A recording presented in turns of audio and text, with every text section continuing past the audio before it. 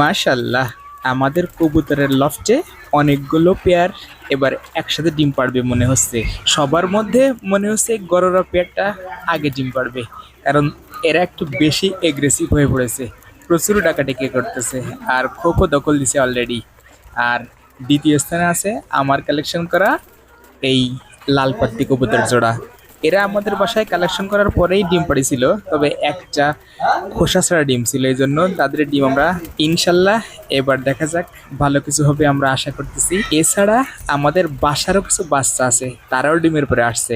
তবে আমার এই দ্বিতীয় লফটে সব কবুতরগুলো একটু বেশি এগ্রেসিভ, এই জন্য বাচ্চা কবুতরগুলো এখনো ঠিকঠাক ঘর দখল করতে পারেনি।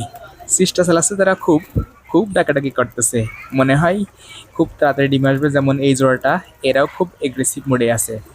আর আমার খামারে একটা সুন্দর পায়রা আছে, একটাই ঝুট পায়রা। এক জোড়া পায়রা থেকে মাসাল্লাহ হয়েছে অনেকগুলো, তার মধ্যে অন্যতম এখন যে পায়রাটা ডাকতেছে ঝুট পায়রা।